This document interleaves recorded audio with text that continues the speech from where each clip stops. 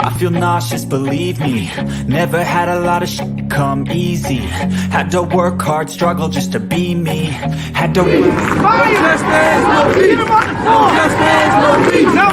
and what was left over I put towards my dreaming. But the only thing in life that has meaning are the things you gotta work for, believe me. Take into your hands a plan, your own hands can land your own brand. And damn, I feel like no one takes accountability. They want the credibility, convincingly unwilling to put in the hours it takes to get some power. Don't be f***ing sour, take a cold shower. Scream until you're louder, work until you're prouder. And f*** all the doubters, they're just young downers. I swear to God they all let me down. I always fought. I can tell you that 7 years after Freddie Gray, that was 2015, spring, April, May. This is 2022. Communities like Sandtown, all we saw then and now in terms of investment was a renovated Western District Police Station and a new funeral home. That's what West Baltimore got. A new police station and a new funeral home. What kind of optics are they?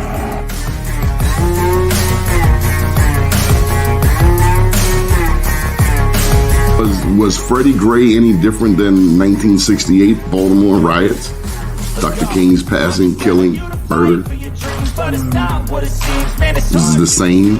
No, it wasn't. I mean, I think, well, first of all, people who are being violent and burning, that's, all that's the same. But the point is what was the cause and what were they attempting to register? I always fought just to wear the crown. I'm off at these fucking clowns. I love you. They deserve it now. It's got next.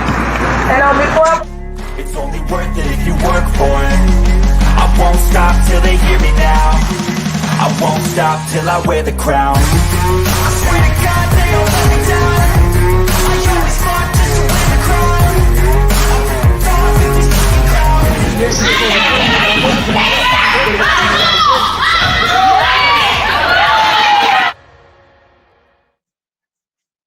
Good morning. First name's Doni, last name's Glover. Entered to win it for the long haul. Baby, I hope your weekend was good, restful. If you had to work, then maybe you don't have to work today.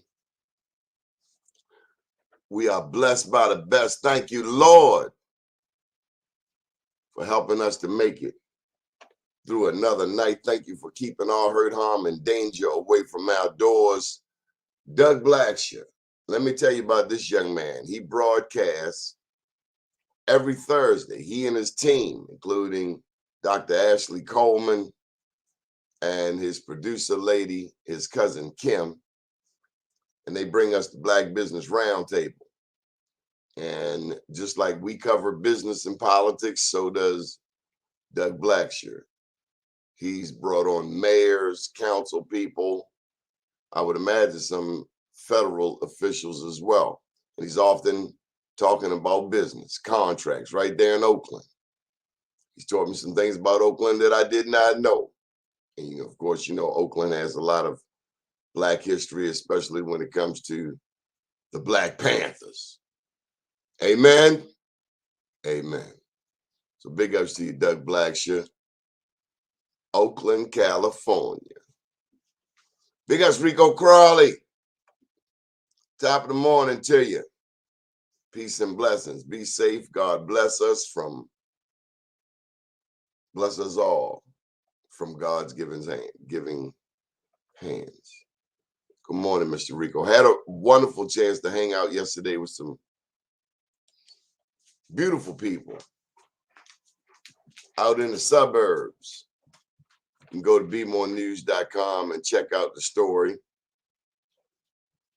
We got the website redesigned, by the way, bemorenews.com, the news before the news, where we uncover the truth. I don't hardly brag on it enough. We have over 5,000 videos in our library.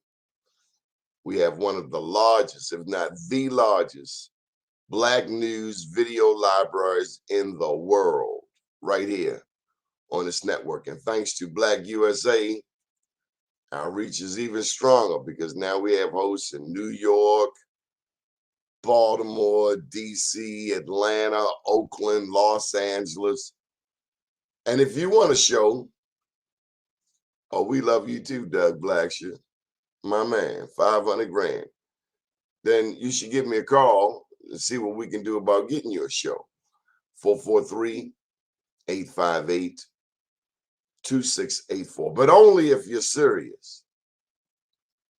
Without further ado, I'm going to bring on our guest for the day. So many things I could be talking about, but this gentleman is serious about his craft. I met him, I guess we concluded about 13 years ago. His memory is much better than mine. Downtown on Calvert Street. Well, I'll let him tell the story. Stephen Wise, come on down. Good afternoon. Morning, sir. How are you? What do you have on? Look, before we get past all of that, what you got on? I'm in a t-shirt and a blazer. I'm comfortable at home, so I'm just a custom blazer by us. Had to be talking to you though. Had to be talking to you first. It takes us back to when we first. So Doni, for those who don't know, was my first entryway into radio. This is 2009. Had a store on Calvert Street, and Doni had me come on his radio show, and he was on. Who on radio? Is it One? Radio One, WOLB. Okay, so you had me call in like once a week, I think it was. Oh yeah, like that's right. The fashion tip, right?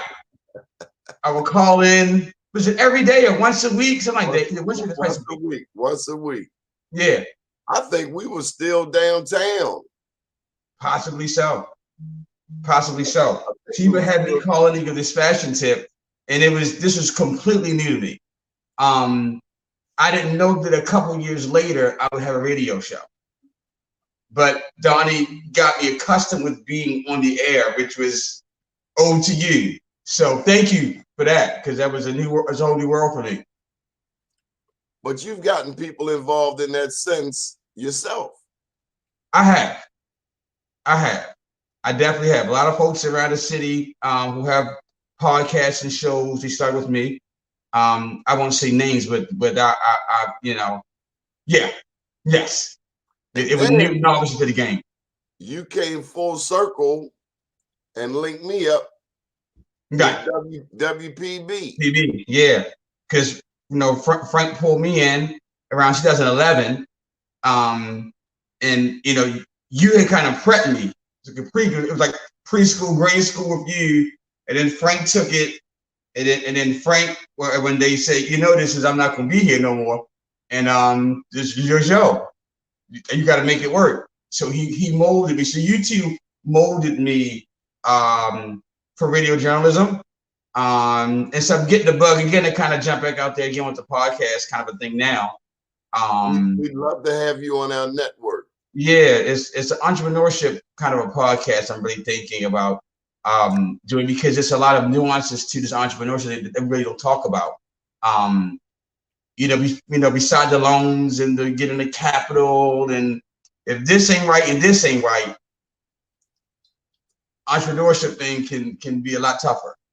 My thing is, if you start with God, if you start and end with God, you can do anything but fail. Yeah. And but John, you know what? Failing is okay. Just don't stop.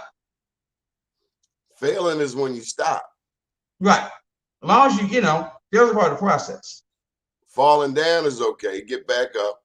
But don't lay there. Yeah. Fail forward. I don't want to go any further, without mentioning the college scholar in your family. Yes, sir. So my mom is 73 years old. She's a Morgan student, 3rd, 4th year, kind of give or take, the kind of classes she has, in psychology. I just dropped her off at class this morning, 8 a.m. So I just rushed back in to call it with you. Dear college students, 73 years old. Do not sign up for 8 o'clock classes, especially if it's your first year. Unless you're a very early morning person, do not do that to yourself. Do not sign up for an 8 o'clock class. Let me tell you something. My first semester back at Coppin, I had like 6, 7 classes, all A's. The one class I got a C in is piano. And the irony is I've been playing piano for 50 years. Wow. But it wasn't my performance or my attitude. I couldn't make it to class at 8 o'clock. I couldn't get from Sandtown to Coppin by 8 a.m. Wow. I don't care how pretty the girl is. Don't sign up for an 8 o'clock class. Moving right along. So she's majoring, what'd you say? In psychology. Wow. Yeah, she was going to college when I was in elementary school. I was going to Mount Washington, to Mount Washington, and we were on the buses, you know, Black family stories, and no vehicle. So we catching buses. This is back in the early 80s. And she would catch buses, take me to school, come back and get me on the buses, go back to Morgan on the buses, try to get homework in, have me in the back of the class with some toys while I'm making noise with my little cars while she was in class. Then had to try to catch buses home, help me do homework and do homework. And it was just too much. How does it feel to be able to give her a ride to school? You know, it feels good because she stopped going back then because she couldn't focus on her and me. And as so many Black mothers have done, you know, mothers are across the board, I should say Black mothers. The finances weren't there to hire all mothers. Yeah, you got mothers of every group that race, you know, that have to sacrifice. Incredible sacrifices for their children. So she said it wasn't worth me losing out of my education for hers. So she stopped.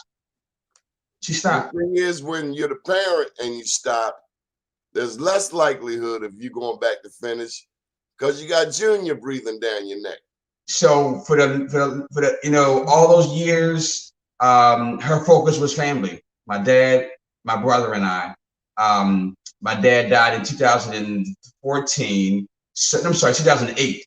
So when he died, she started back up again. She said, now I can, all the kids are grown, the husband's gone on, so I can do what I want to do now. But it's just so tragic in our communities a lot of time because of lack of resources and money.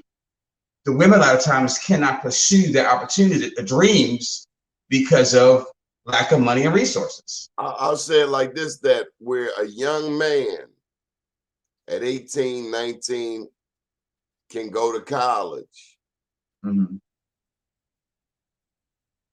or trade school or military. A young woman at 18, 19, she easily could have to choose between that career and her first child. Or how to do both. Yeah, how to balance it. Yeah. Guy and a girl, they meet, they hook up. She ends up pregnant. Her life stops. Her life is definitely changed. Yeah. His may not be. Especially if she decides to keep the baby. His might not be, depending Very on the type of man he is. Exactly. Is so he a cut and run type dude? Or is he roll his sleeves up and get it in together? Yeah. Mama's baby, Papa's maybe. Is he the type of dude that pays attention to the shotgun? Know if you remember them shotgun weddings. Yeah. If you pregnant, if she get pregnant, and you marrying her, that's it. So yeah, I'm just glad now that she can do what she wants to do. And I really believe it's extending her life because it's keeping her mind sharp.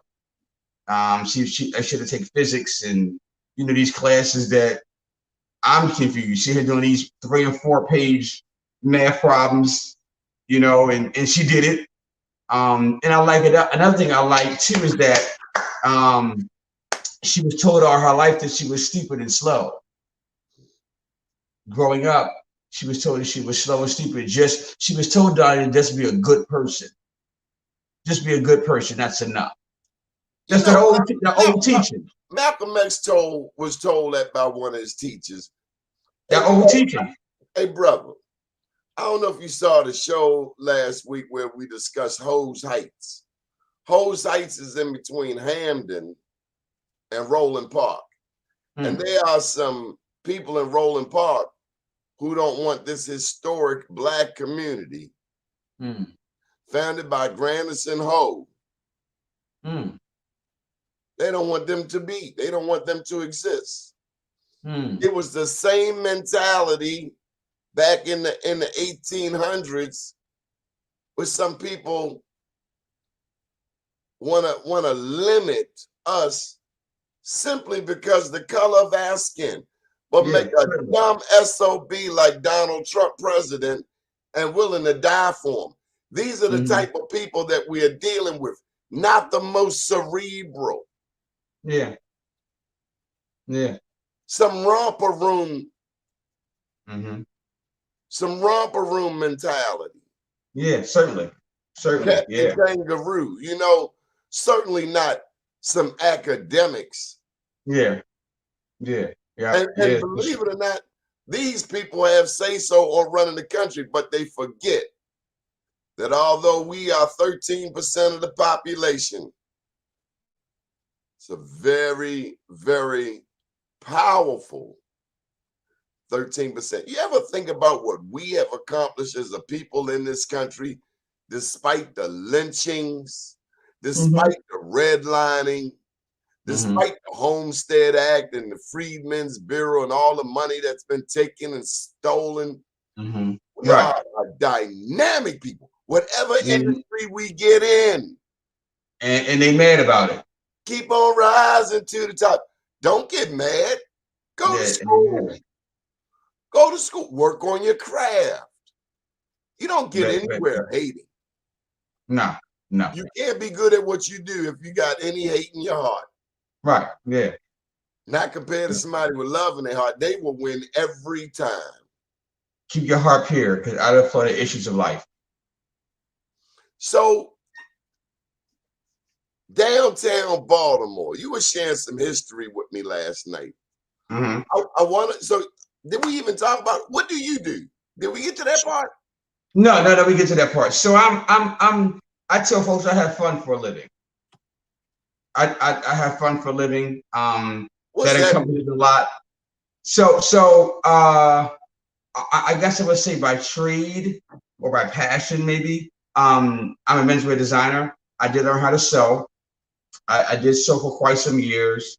I was blessed to hone my skill and craft by some black men.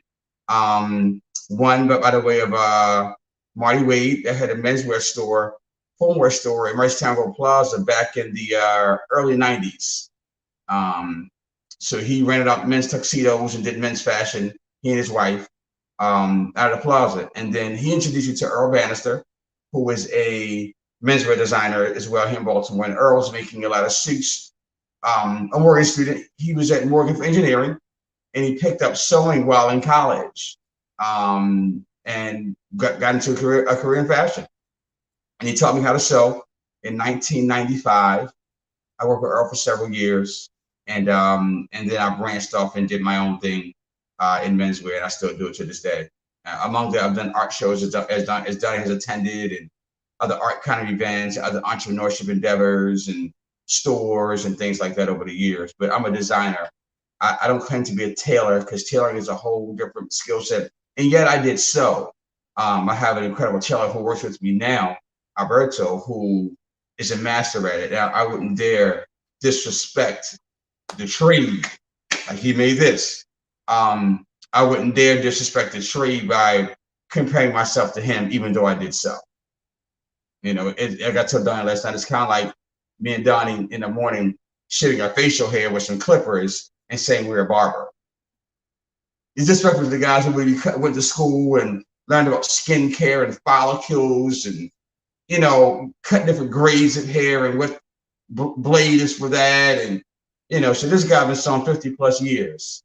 I did a couple years. I don't sew anything anymore. I don't touch a machine. Is Earl Bannister a black man? Earl is a black man, proud black man. He runs the menswear department at the QG. I'm sorry, the tailoring department. So she does the custom alterations, custom fittings for menswear at the QG in downtown Baltimore and Calvert Street. Still a good friend and a mentor, a big brother who's really, you know, Earl taught me how to kind of really value myself, how to charge, how to price stuff. He told me when I was about 18, 19, I first started on fashion shows back then, and the print of Baltimore was a big fashion show city. And so I began to getting requests to do fashion shows. And Earl taught me, I was probably about 18, maybe 19 years old. Earl said, Stephen, if they're selling tickets for a fashion show, they can give you so they can pay you. It's a budget for you. Don't do it for free. And I didn't know any better. I just doing free fashion shows because I had somebody knew my name and wanted me to come do their show. But he taught me that if there is a ticket being sold, there's a budget to pay you and get your money. I've stuck to that. That was 20 plus years ago. And that statement. So I tell new designers that are coming to the game, don't do all these free fashion shows because they sold tickets, they had vendors, they had this, they had sponsors, and you walking out with stinky clothes that somebody's worn and sweated out and damaged and got makeup on and pop buttons and seams. You got to fix this stuff, get it clean, throw it away, repair it, whatever it is, and you get no money for it. Charge. Earl's even told me sometimes my suits didn't cost enough money. Charge more. You're selling yourself short. So in our community, there's no one teaching us our value and worth. We fail. If the OGs don't tell the young Gs how to charge, they fail. I think that's a problem in our community. The street would tell these young Gs to handle their customers, their drug customers, a little better. Give them some better instruction. Donnie, and you come from an era where and you know this firsthand, that the OGs wouldn't let you sell drugs on Miss Johnson steps. You couldn't do stuff on Sundays. You couldn't sell drugs in front of the church. Around kids. It was off limits. But the OGs stopped OGing. Not only could you not sell drugs in front of the church, if you did, somebody from the church would come out and have a talk with you. And it got back to the hood. So if you're hanging in front of the church, like on Pennsylvania Avenue, the preacher's supposed to come out and pull his chair up. But now you might get shot. The preacher got to stand up for the church. The preacher need to go out front and pull his chair up and have a talk with the young bucks. I'm not talking about anything confrontational, but I mean a basic conversation as to what are you thinking that is cool to hustle in front of the church, son. But then, Donnie, it goes back to son. But then, Donnie, it goes back to in the hood. It was some rules. You were taught some rules of engagement. Or not, you know, basic protocol. It was rules that was taught in the street that's not being taught anymore. Why? I said the OGs have stopped OGing. They that generation stopped, maybe from your generation back, stop telling the young ones, like, now you will. Yeah, you will. You know why? Because you can hear that black mother saying, don't say nothing to my child. Right. So then you realize she got some mental health issues herself. Yeah. And it's all messed up. If I truly want to engage this situation, I may have to find someone else to have a legitimate conversation with, because the parent in this case is struggling with mental health issues. Yeah, so it's all messed up. It was rules. So I'm thankful that I was raised in an era where there were still men who weren't afraid to check people. So it gave me I a gotta catch blueprint. myself. I can't. Hey, you can't just go checking people Yeah, not anymore. like years ago Not because anymore. I Nah. mean, people shooting people on the Yeah. highway over road rage. Oh, really, dude? Yeah. You Went are to church that and caught wrote. up on Yeah. being in front of me that Yeah. you're willing to shoot at me, miss me, and hit another person. Your mental illness is rampant. It's real. It's real. It's real. I want to go back to your craft. Mm-hmm. How did you get into being a designer? So growing up as a kid, I remember telling my mom that I wanted to make clothes for little kids because I was always skinny. And she had to pin my underwear. I was so small. So I was always small. And I wanted to make clothes for little boys because I was always so small. So that was the initial. And I always said it was always cheaper to feed me than clothe me. Then we couldn't afford fashion growing up. So I began to try to match my own outfits and things like that.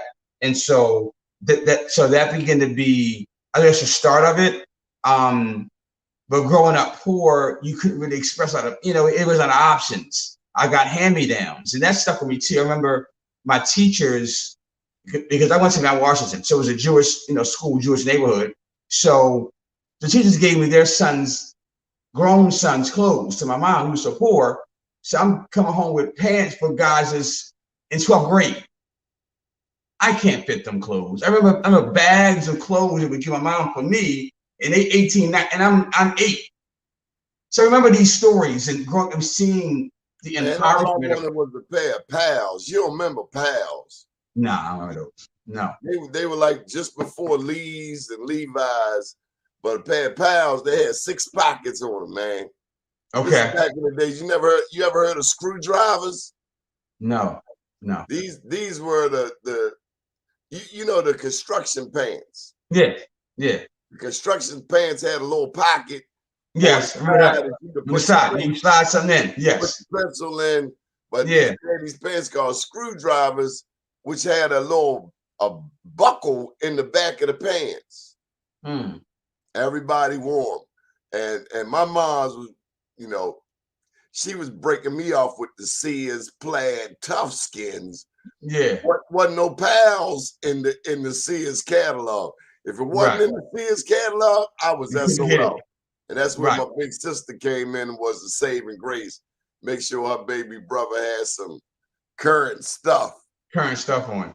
See, I was the oldest. So I remember. Wow. Yeah, I'm the oldest. So I remember going through that. And I remembered trying to find my way fashion. And then I remember that same gentleman graduating from middle school to high school.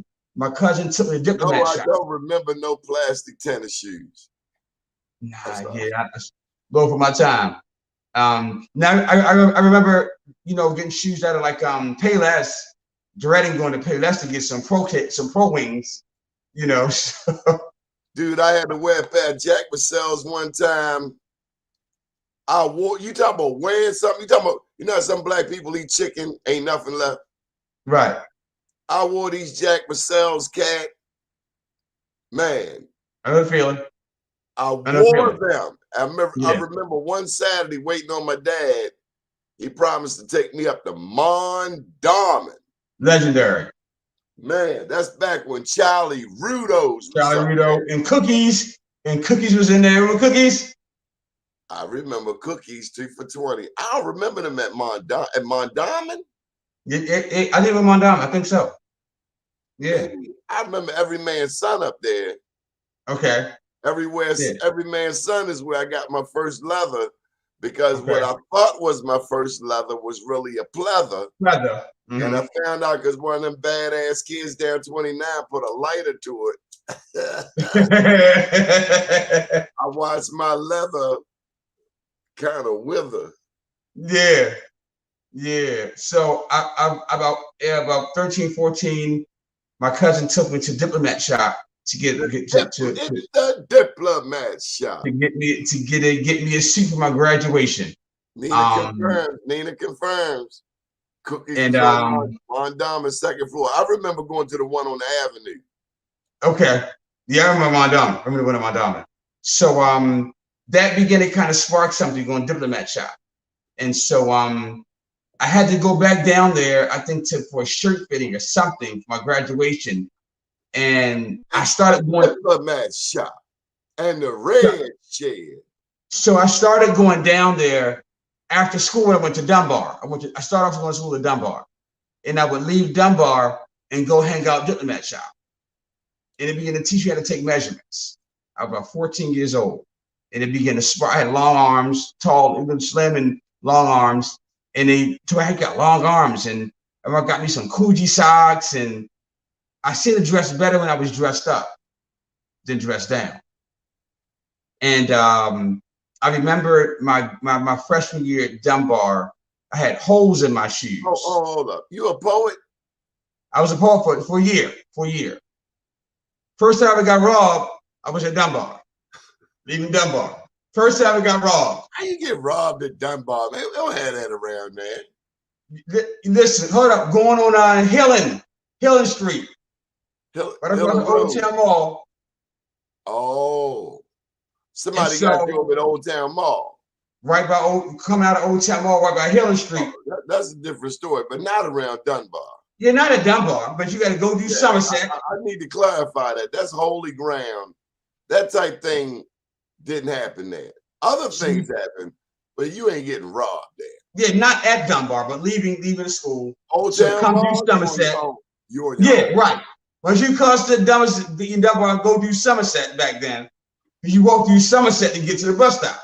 I remember going over to Lafayette with some guys for the first time. Mm-hmm. I was petrified. I had heard all these stories.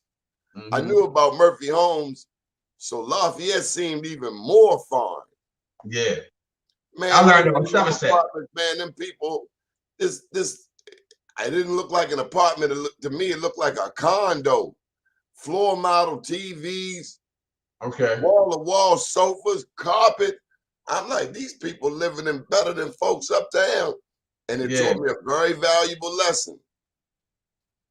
While I'm scared to go in Lafayette, maybe them people scared to have you come in there. Right. Yeah, because you don't fit in. They don't know you. They don't know you. And they don't want to know you either. Not really. They don't want nobody they don't know. They don't like outsiders. Also, it was a reminder to me. Do people really know what a project is? Yeah. Project. Do you really know how people live in the projects? Because it might not be what you think. Yeah, no, it's not. No. And it was a safety. I learned the safety of the projects. I learned that because my cousin hustled in Somerset.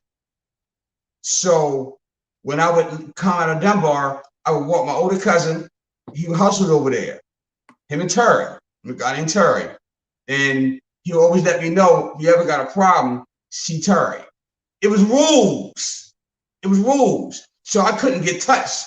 I know I was safe going through Somerset. It was the OG rules. If that's my little brother, cousin, somebody, you had a protection. That's a whole nother conversation. So I'm going to that shop. I'm learning about fashion. Then I started going over to Old Town Tailors. And I started hanging out with those guys.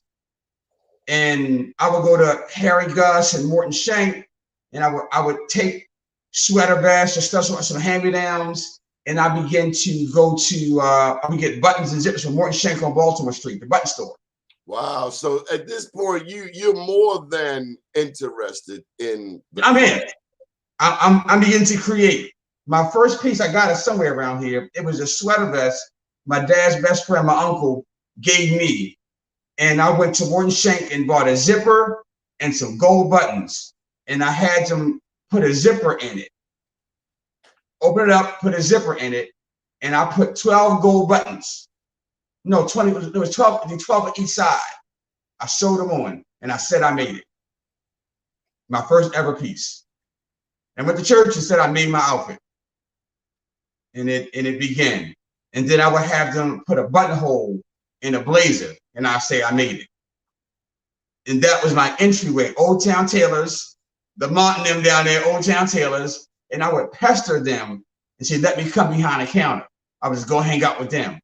This let me come behind the counter on a Saturday. I would walk. I would walk from we lived on Hartford and Lanville. I would walk from Hartford and Lanville, would catch the bus downtown to the fabric store, to the button store, then walk up to Old Town Mall to hang out with them, then walk back home. That was my weekend. My weekends was spent. I didn't run the streets. I found my craft. I found my gift. And they started letting me come behind the counter and watch them put a buttonhole in and see the sewing machines and watch them make the alterations and it began. So that guy named Marty Wade in a plaza, I would leave Dunbar and catch the bus to his store and volunteer. He was a church member. My parents trusted him. So I began to volunteer at Dunbar, 14 years old. Probably midway through the school year, I began to volunteer at his store. And my first job in fashion, Donnie, was I ain't even here to volunteering. So he rented out tuxedos, all week long, and usually big weddings in a weekend. So on Monday, and people returning their tuxedos from the weekend, shoes, tuxes. So I would go there on Mondays, and he had his little room, and all the shoes, all those patent leather, black and white shoes they rented out. My job, Donnie, was to clean those shoes off with Windex, the scuff marks. That's how. Inside, did you have to spray Lysol in there? Yep, Lysol and Windex. And so, and I love this man to this day because he taught me the humble beginnings. A lot of those gonna be designers. I wanted my name on something. I can say my name is inside of here because I can shine shoes. And I remember there's a little room I was in, and Donnie, you open a trash bag of all those shoes, the smell you would get from those shoes. And I'm in there with a paper towel, a rag, scrubbing the scuff marks off of those shoes. That was my entry into Fashion 101. By the time I left his store, when I was going to go to college, I ran the store. He no longer came in. And I managed his mother and his sister. They're the answer to me at 16, 17 years old. I worked 6 days a week, close on Sundays, 11-hour days. He taught me how to work and not go to lunch. I am forever indebted to him because I had to open. I'm looking like, why would he let me get a break? I worked 6 days a week, he stopped coming in.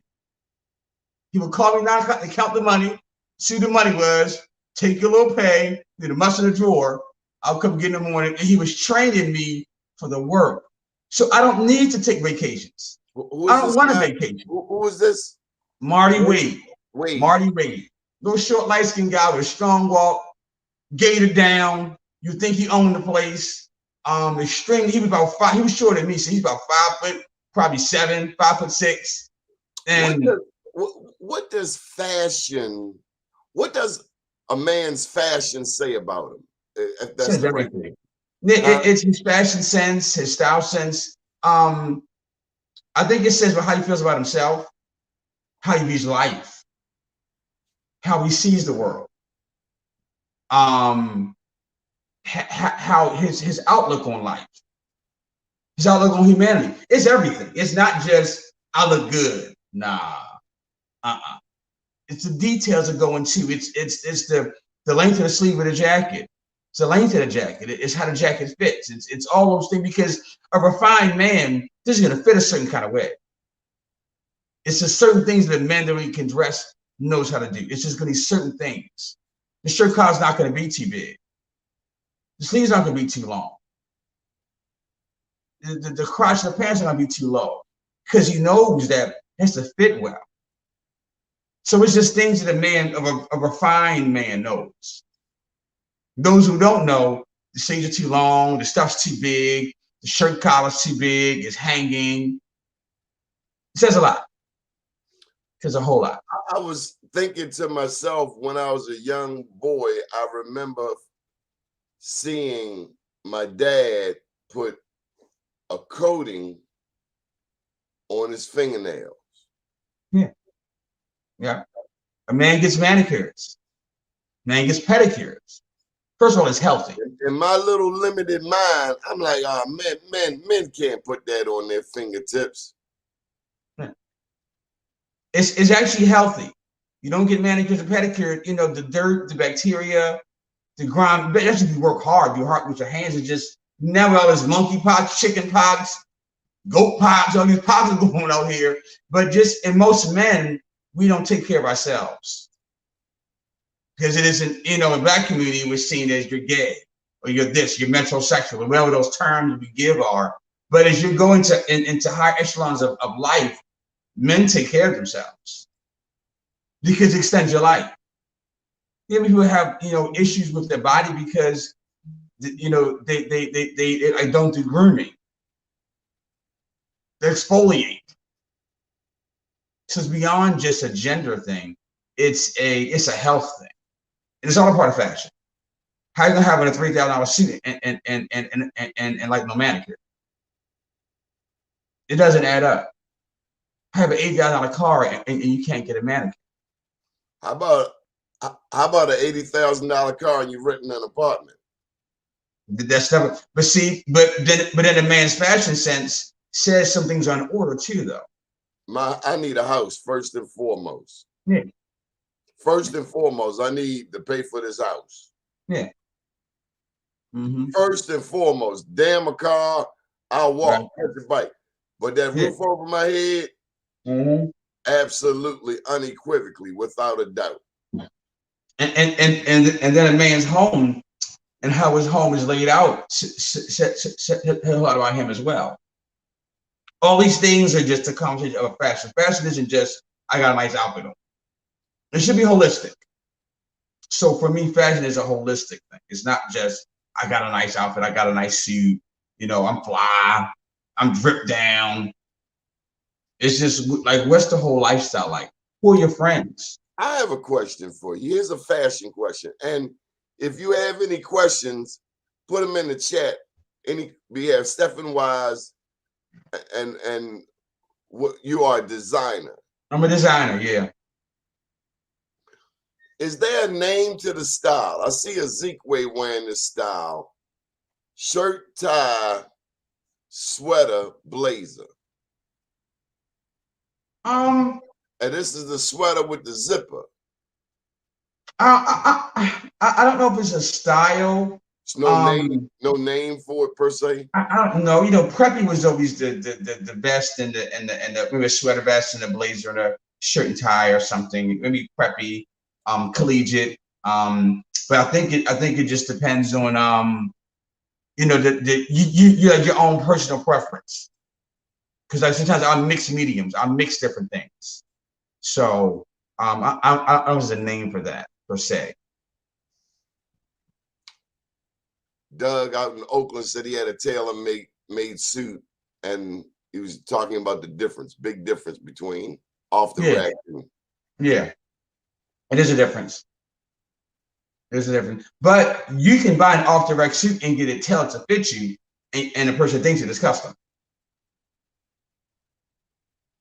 Is that what Alberto? Is that one thing that Alberto can do? Yeah. So a person can come to me with say, "Hey, I bought this suit and it's too big, or its sleeves are too long, or whatever it is," and then I have a neighbor who comes to me to get his suits altered, and because he's an awkward shape, he's a white guy, and he has a, you know, like he has hips for a white guy. He's always awkward trying to get these suits that fit and they're too tight, or so open up the hip, open up the waist form and the hip form, and by the time he gets done, and he works in Annapolis, and you think that he got a $1,000 suit on, and he bought it for $150. So you can alter it. You don't have to go, for guys who don't have the budget to go get custom-made suits from Savile Row, they can buy a suit that's nominally priced and get the alterations, and we can make it look like it's made, it's like a glove.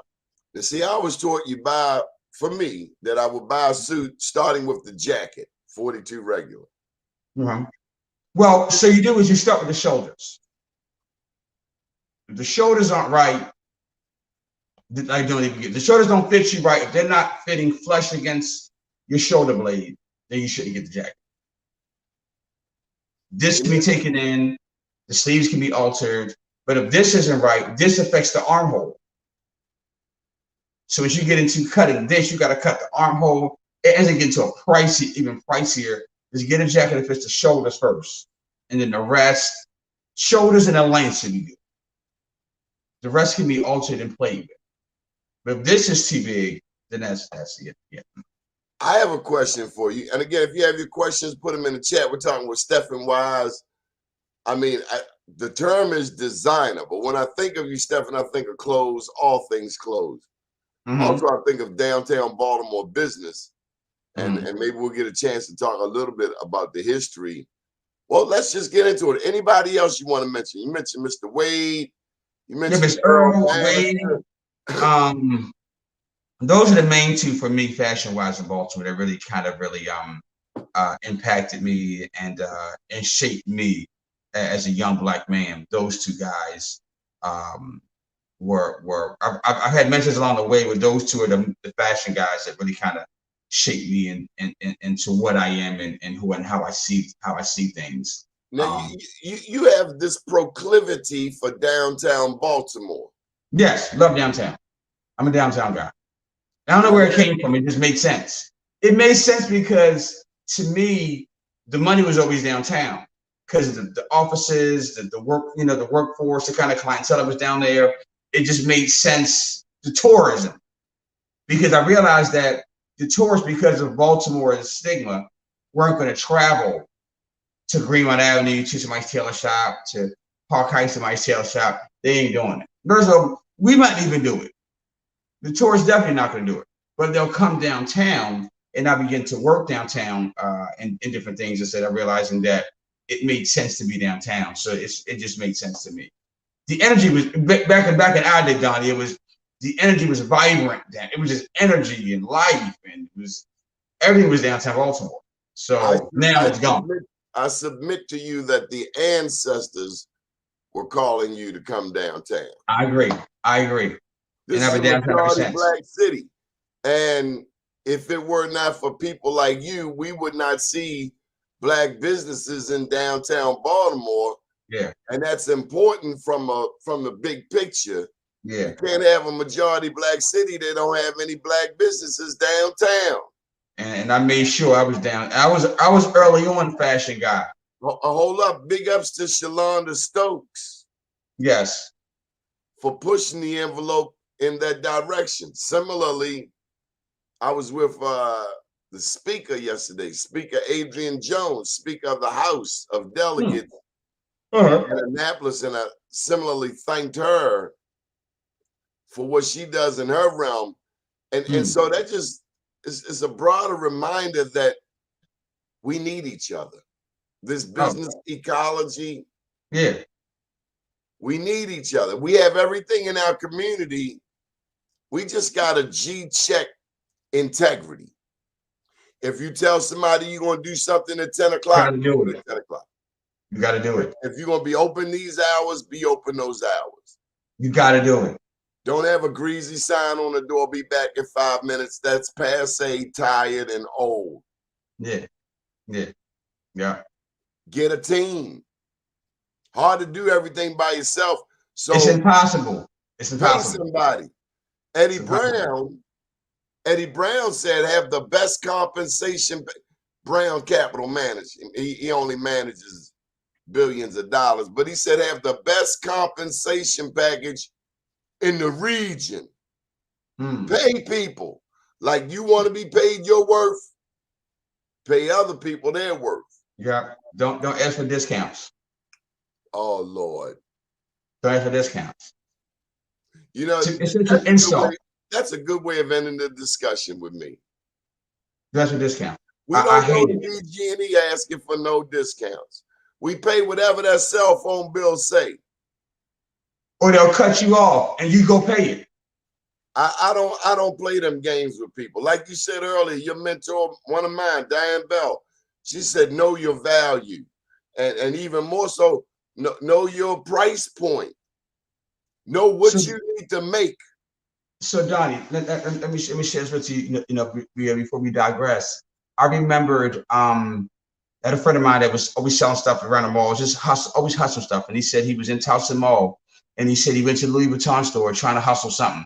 And he said it was a guy in there, a black guy in there, was in there buying some Louis Vuitton stuff. And he told the salesperson, before he rung him up, if you guys ever have sales, let me know. We have a sale. He said the salesperson said to the customer, we are Louis Vuitton. We never do sales. The salesperson said, we never do sales. And at that point on, I never ever said I ever do a discount ever again. I'd rather give you something than give you a discount. Louis Vuitton is the #1 brand in the world every single year for decades. They don't discount their prices. Want me to tell you how you get a sale, Land? How? Stop buying it. I watch black people, self-included, pay Timberland $135 for a $12 boot. As soon as other brands start coming out and we stop buying Timberland, and I've heard so many references about Timberland being owned by the Klan, but what isn't in this country? But that price come right down. But the point is, even beyond that, though, is that if you put the #1 brand in the world puts value on themselves. So we as a black people put value on ourselves. We can cut Timberland off. Or whatever the brand. I'm just saying is we got to begin to put value on ourselves. Yes. That's the principle. It isn't about, I love Louis, all the rest of them. I ain't mad at them. We make brands famous. Let's be clear. We are what they call super users, super consumers. That means Doni, we buy stuff when nobody else is, including St. Patrick's Day. So Doni, imagine if everybody bought a Stephen Wise piece, or Earl Bannister piece, or a Brandon Warren piece, or any other black designer in Baltimore. We only bought them. How quick our stock value would rise. I want to tell you, Amazon has a number of black-owned businesses on there in various, and I'm just peeping, just getting into researching it. But I was so pleased to see black brands on Amazon. Yeah. And we got to give them a shot. Yeah. And guess what? If they mess up, still give them a shot. And listen. They ain't say nothing when them other people messed up. Ain't said a word. Listen, if you go in Bank of America, it's one teller and the line's out the door. And what you wait. And that's the bank that cannot fail. But a black person mess up. We have to retrain and recondition ourselves to be normal towards each other. We've been traumatized. And the black person mess up. Traumatized by this mean country. And we mess up one time, and they throw us in the laundry, throw us away. Make one mistake with a black person, and they go on Facebook and make their business to try to destroy you. Mr. Charlie been coming around there picking up rent money from you for 32 years, and you still don't own that house, but you mad at the black man. Now, for black people in business, be respectful, have some character, have some dignity. Don't lie, don't steal. Take care of your community. Yeah. I don't care what you see on TV. Do the right thing. Be decent. Yeah.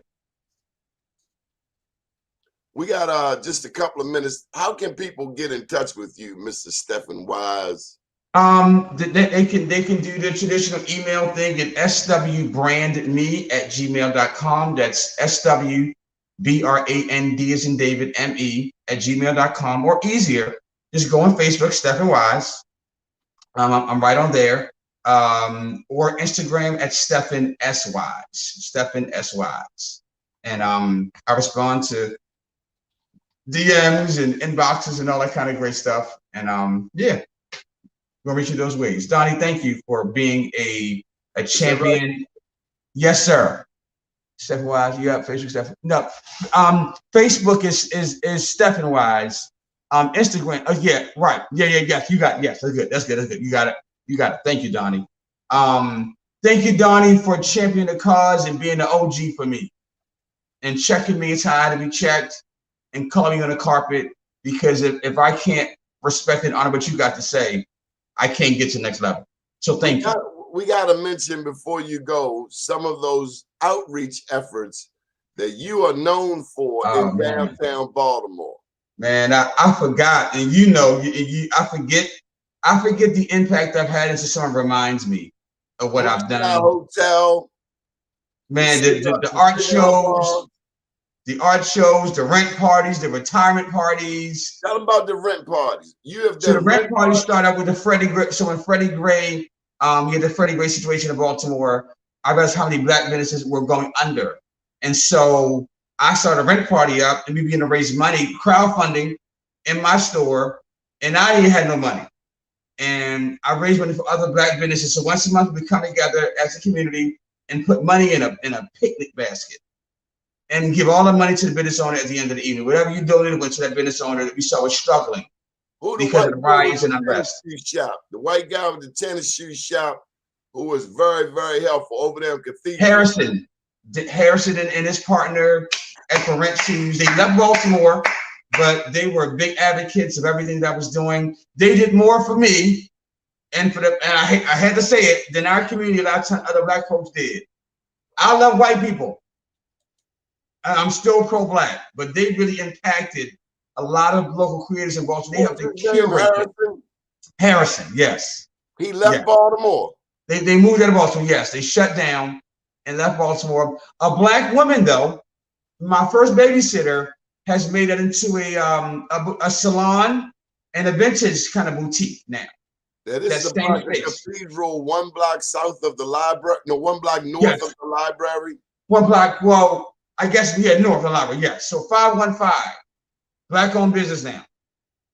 Salon and a vintage kind of a clothing store. Black-owned business there now. I want you to put a plug in for one woman designer out of Baltimore. One woman designer? Shucks. Psycho Designs is out of the Motor House. You got her. You got the one I just mentioned on Cathedral Street. You got her. You have see who else I can shout out right now. I've only asked for one. Maybe we can bring them on the show and you can interview them, because we got to get you back on the air. Yeah, not a problem. Listen, I can guarantee they love to. Just tell me when. Listen, man, it's great catching up with you. I hope the audience has learned from your example. How long have you been a designer? I've been 14, so oh my God, 30 years. Jesus. God. And you said that you would allow us. You're going to help us to honor Alberto this year. I'm working on something good for the fall. You know, we got to do something. This is our 20th year. BeMoreNews.com. So I want to do him, Donnie, and I want to do Earl. Earl Bannister. It's a done deal. Yeah. I would love to meet Earl Bannister. I'll take you down there. I'll take you to meet before. Yeah, I'll take you to meet Earl. Tell me when. I'll take you down there. I'll set it up. We're so very proud of you. Thank you for taking the time out on a Monday morning. My pleasure. I know you all business, boy. You's a hustler. Hey, you didn't put a plug in for the high school that you graduated from. Baltimore City College, City Night. You went to Baltimore City College. I graduated. I started off from Dunbar, but I graduated from City. From Pitti. City. Yeah, I know. You're a poly. City. Yeah, you're gonna get it right. Get it right. City forever. Much love, City. Much love. Thanks, Donnie. Appreciate you. Much love, okay? I'll do so. Thanks, Doc. Donnie Glover, stay tuned for the Black USA Morning Show coming up next. Do check out BeMoreNews.com, BlackUSA.news, and we're on all social media, including right here on YouTube. Talk to you soon. Good morning, world.